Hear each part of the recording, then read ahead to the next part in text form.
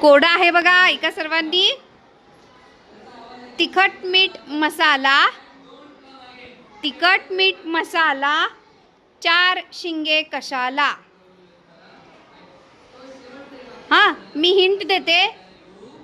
हे एका मसाल्याच्या पदार्थाचं नाव आहे.